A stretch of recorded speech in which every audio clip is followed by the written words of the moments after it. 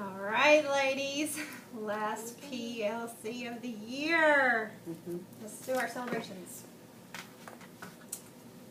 Alright, John, my little guy that didn't talk at all when he came to me, he started at it was a C In Reading 3D? in Reading 3D, and he ended at a J. And he did grow for his EOG as well. So that's probably the biggest celebration is for him. He's talking now. I don't know if you saw him at the Wax Museum. Yes. He did awesome. He did very well. And then the other one, my little rascally Moises, he was in my Read to Achieve group, and he passed all his passages. And he also grew +9 on his EOG, so he made quite a bit of growth.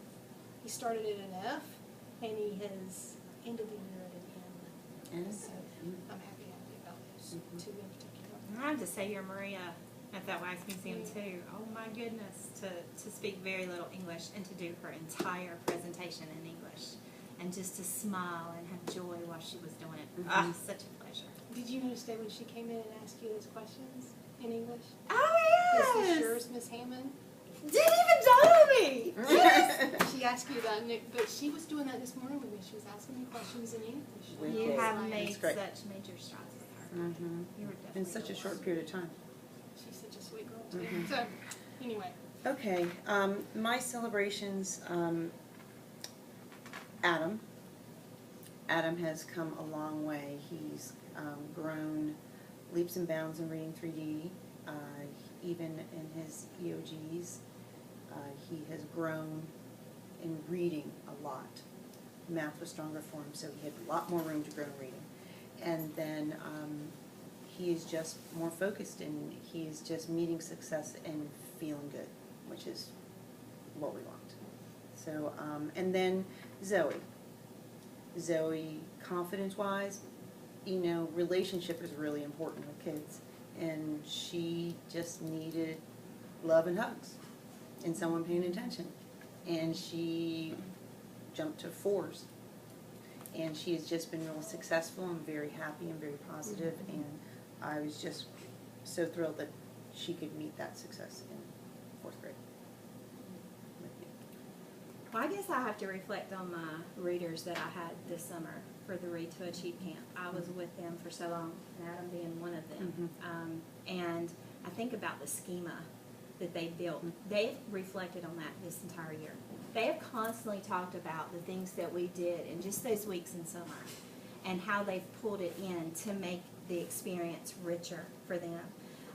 Several of them passed their reading EOG. Many of them were just a couple of points away.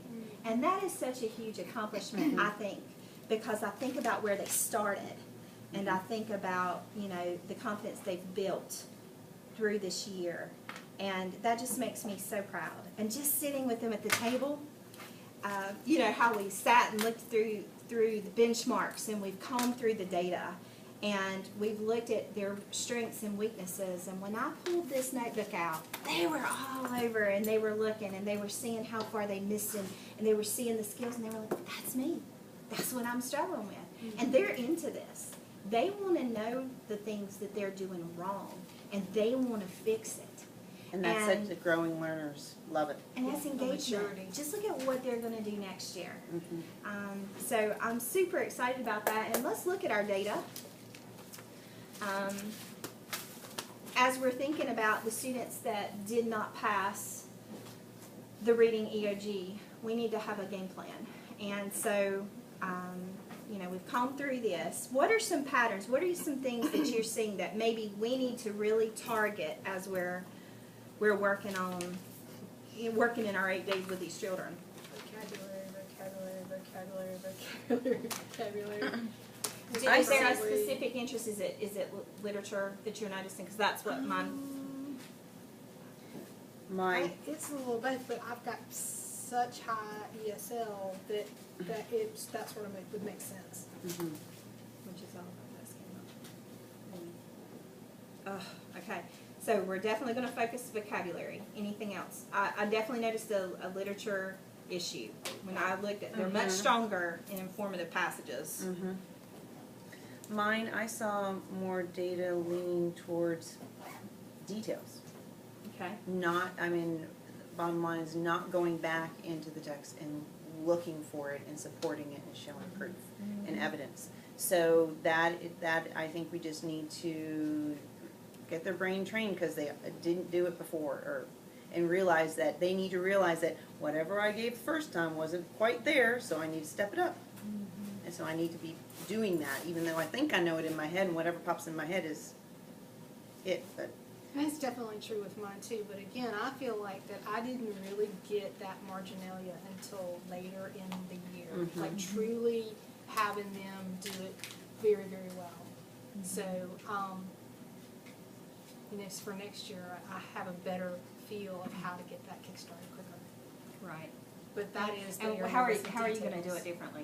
I think modeling, having the students that get it, model it, and move that to the groups that don't have it as well was really powerful. When we were going through that wave of tutoring, I was pulling Skylar in particular. She was like the first one that truly was doing it very, very well. And she was in my small group, so she gained it from that little small group, and then I was using her. Anytime I saw that a child was struggling with it, I would say, Skylar, come on over, let's do a demonstration. And so we would read, and she would throw comments in, I would throw comments in, so it was really a modeling of both of us for the students that were around us, and we were doing that on and off. Every time there was a student that was needing a little more assistance, I would pull her over.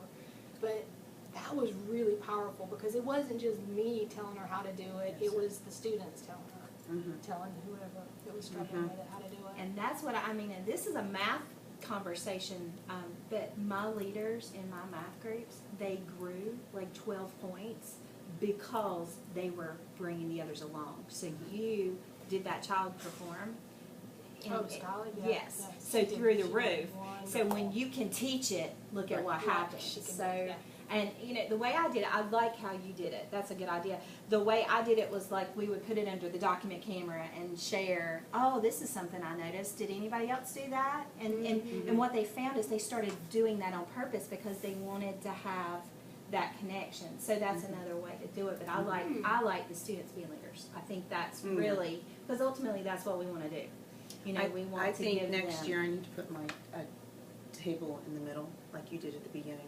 That And I fishbowl really, thing. the fishbowl thing, because that will force me to use it and say, okay, well, let's bring it and be able to get the kids to demonstrate and model and help model. So, That's a so good idea. Learning curve. yes, learning all the time. So, any other skills that you see? The two things I saw most were vocabulary, details, and then main idea. And whether it's main idea or it's summarizing, combination of both, I think they're just going for the topic. So, oh, this is about animals, going for animals, and what that'll be their answer. But to remind them that it's who or what and what about it, it has to have that second part. I think they're just going, well, what's it about? Animals, whichever one says animals. And then need to remember the second part. So we need to drill that and get them. Is that part two of finding the proof in the text? Because I feel like that maybe I could have It done a could better be. job of But having them actually. If they're find finding the that proof in one evidence. spot for main idea, it's not the main idea. That's right. Right. And so, like, and how do you do? You know, go through and say, okay, well, yeah, it might be all about animals, but they have to have that second part. That, well, what about the animals? What is this whole thing talking about? So that is what I'm gonna drill, or I think we should drill for that for this next 2 weeks. And for sure, making sure they realize, the group I was working with today, I was like, you know, what is the main idea? And one of the students said, that can be the main idea because that was just here. Right. He was making that connection that I can't put my number. We're trying to teach them to take their question and find that question and find it in the answer or in the passage and put that number there. Beside, yeah. But they can't do that if No. they have the true main idea. Unless there's a main idea Unless they that's would do it stated. every paragraph. Well, if there's a Well. stated at the beginning, And that's a and possibility. That's true. but that's it. That you can't count on that all the time. Some of them just do that and be done. But they And- have to think. Right. If they answer those two questions, then that will make it happen. So that needs to be our focus here. Did you notice anything else as far as vocabulary is just going to be an issue? We are going to have to attack that. Yeah, I really think that, you know, just to drill the going back and rereading and humming it out and just, you know, think about what meaning could that be there. But not just one sentence, because I know my OCL. He just wants to read one sentence and be done. But he needs to read around it to get meaning to put in that Now, space. I'm finding mine can read them. They don't need to Right, hunt it out. They can totally read the words, but they can't tell you for the life of them No. what. And No, then but the when humming your out- answer when you're four choices, Yes. they don't know the words and what That's they true. mean. But that's where your little thing, I think, helped a lot. And we would draw the scale. Is it a positive thing? Oh, or yeah. does it feel sort of negative? Positive. And then we would go through each of those answers. Well, does that word feel positive or is it negative? Uh-huh. Is that one positive, negative? Is this one positive? And so Positive that helped them connotation at or a least negative connotation. And it, connect, like where that balance was. Now, it doesn't always work, but No. for my ESL lot. folks that have absolutely no idea what that word means, Right. at least it gives them something that they can grab hold of. right. Well, I think, and I really, the kids need to see this. Okay. Making sure that And you know children what? tomorrow- They're not ashamed that their names were here. I'm telling you, this entire table was all like this, and they were looking and what am I weekend? And they were going and they were like, oh, yeah. Yeah, And- they know. and they need a target. They need a target, a goal at home. Focus. And I told them, I said, when we're working with you, we are not just giving you one and we're gonna practice everything. We're gonna focus on your weaknesses. We are giving you a prescription. We are looking at each individual one. We have combed through this data. We've looked at exactly what you're struggling in, and that's what we're gonna be working on with you. And in math and in reading. And they were like, and I said, guys, you just have to do what we're teaching you. If you do what we're teaching you, you're gonna make it. So they're on it, Okay. and that was exciting to see that. What Okay. is cool too is last summer, they had so much fun, that has trickled out into my class. Like, they have already said, oh, no, this is gonna be a fun thing. They're looking forward to it. And you know what's cool? What's cool is I just handed it to the teachers that's doing it, the whole thing. So they're going to do exactly the same thing, Oh, but they good. put Killen's, or the chocolate one. Oh. And I told her, I said, do you realize we are going to do that again next year? So I don't know if it, More than once. yeah. But But that's okay. That's okay. but there, she was like, that is exactly what we need to do. Okay. So, Well, it's exciting. so we have, I know that we're going to focus on those specific things for each kid. And I think we should get some specific sentences or stems or whatever so that we know that we can just, so whatever they're reading, Yes. okay, what is the main idea? Right. Everything. Whether the What is the main question is idea? It there doesn't for matter if the them or question's not. there or not, you're gonna go, number one, main idea, what is it? For And then this- for vocabulary. These two people, or these three people, and Or then these even- three people. Exactly. That's going to be theirs. Yes, their own thing. Mm-hmm. And then even if it's just vocabulary, what's this word? Tell me how you know. Mm-hmm. How'd you figure it out? What's this word? Tell me how you know. How did you figure it out?